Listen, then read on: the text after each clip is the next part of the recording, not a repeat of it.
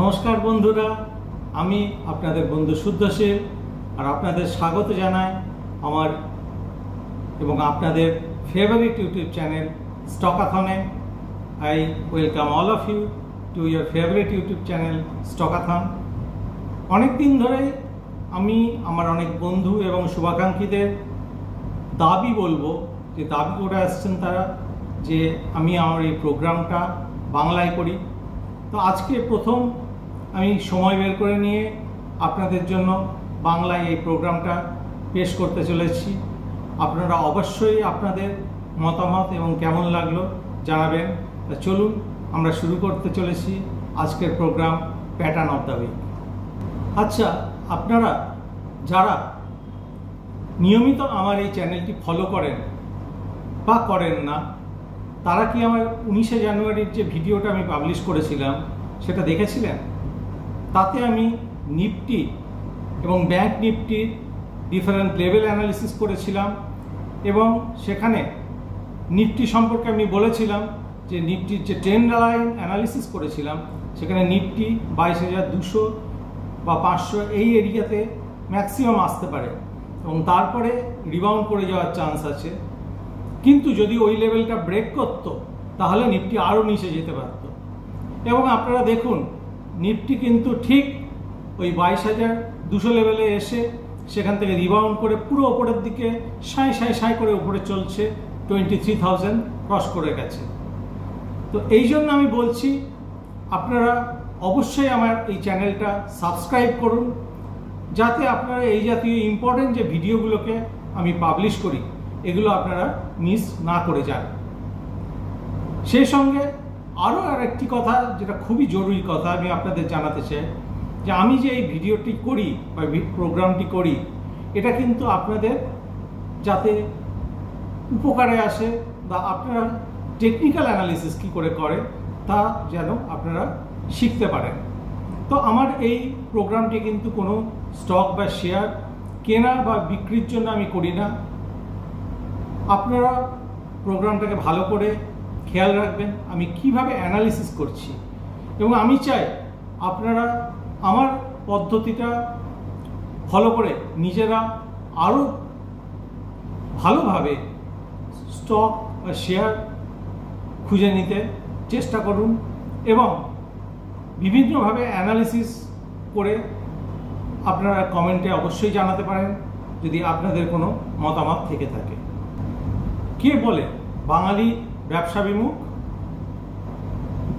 আপনারা কি জানেন ভারতবর্ষে প্রথম স্টক এক্সচেঞ্জ ছিল BSE, that is Bombay stock exchange, এবং তারপরে দ্বিতীয় স্টক এক্সচেঞ্জ 1907 সালে স্থাপিত হয়, যেটা কলকাতা স্টক এক্সচেঞ্জ। এবং বাঙালি অনেক আগে থেকে স্টক মার্কেটে ইনভেস্ট করত, কিন্তু জানি যে লোক সংখ্যা খুবই কম ছিল, কিছু বিশিষ্ট লোক ইনভেস্ট করত। কিন্তু এখন বাঙালি অনেক বেশি পরিমাণে ইনভেস্ট করতে চায়, তারা শিখতে চায়, তারা জানতে চায় স্টক মার্কেট কি, কখন কিভাবে ঢুকবো, কিভাবে অ্যানালাইজ করব। তা সেই উদ্দেশ্যে চলুন আজকে শুরু করছি প্যাটার্ন অফ দ্য উইক। তো আমি আপনাদের প্রথম স্টকটি দেখাতে চলেছি। খুব গরম পড়েছে, তাই না? এবছর কিন্তু মার্চ মাস থেকে খুব গরম পড়েছে।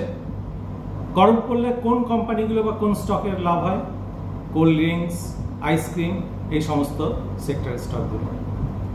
সেই জন্য আমি আজকে আপনাদের জন্য বেছে নিয়েছি এইরকমই একটি সেক্টরের স্টক, এবং আমি অনেকগুলো স্টকের মধ্যে খুঁজে বের করেছি এই স্টকটিকে। তা আজকের প্রথম স্টক হলো ভাদিলাল ইন্ডাস্ট্রিজ। তা চলুন স্ক্রিনে দেখাই আপনাদের। এখানে ভাদিলাল ইন্ডাস্ট্রিজের উইকলি চার্ট আপনাদেরকে দেখাচ্ছি। তা দেখুন, ভাদিলাল ইন্ডাস্ট্রিজ এর আগে 4950 এই লেভেলে একটা রেজিস্ট্যান্স ছিল, যে রেজিস্ট্যান্সটা ব্রেক করতে পারেনি, আবার নিচের দিকে স্টক চলে এসেছিল। এবং নিচের দিকে নেক্সট সাপোর্ট লেভেল ছিল 3520 এই লেভেলে, এবং স্টকটি নিচের দিকে এসে এই লেভেলটা দেখুন সাপোর্ট হিসেবে সাস্টেন করেছে কন্টিনিউয়াসলি, এবং গত 3 সপ্তাহে পরপর দেখুন গ্রিন ক্যান্ডেল ফর্ম করে আগের যে লেভেল ছিল হাই লেভেল 4950 সেই লেভেলকে ব্রেকআউট করেছে। এবং এই ব্রেকআউট যদি সাস্টেন করে, অর্থাৎ আগামী 2-3 সপ্তাহ যদি এই ব্রেকআউটটা বজায় থাকে, তাহলে আমি দেখুন আপনাদের সামনে ফিবোনাচি রিট্রেসমেন্ট করেছি।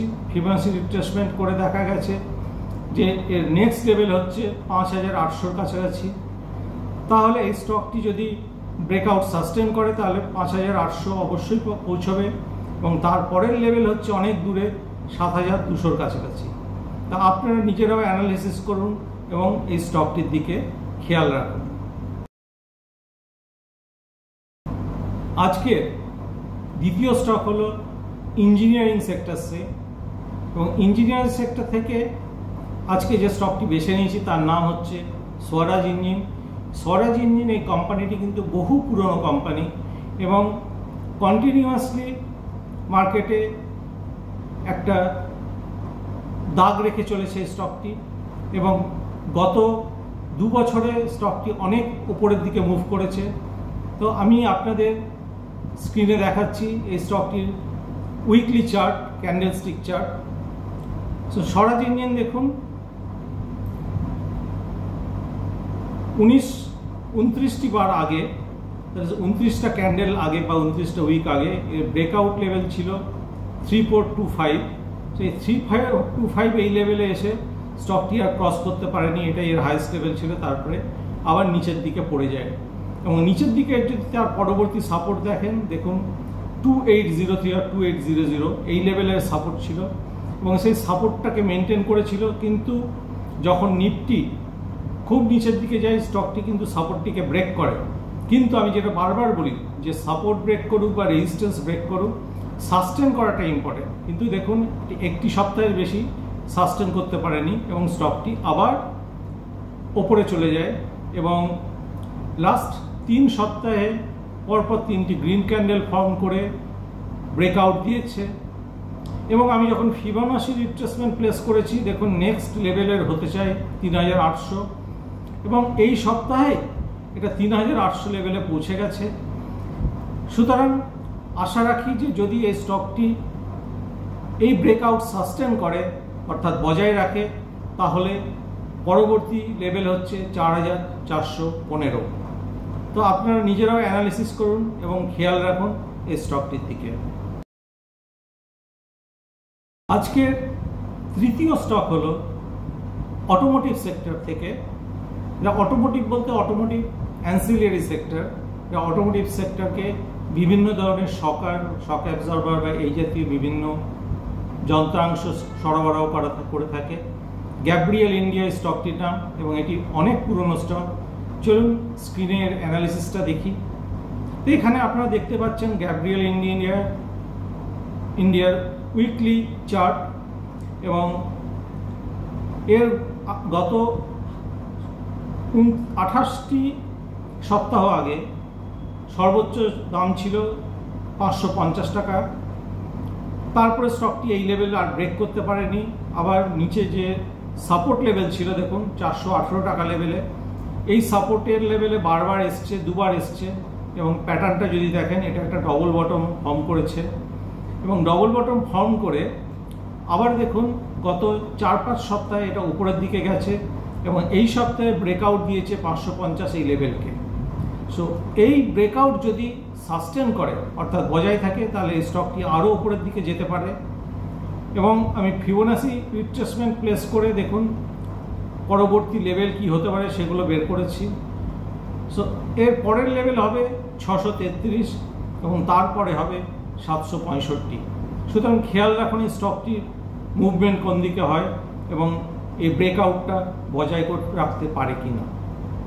All information in this video is for educational purposes only and is not intended to give specific trading advice.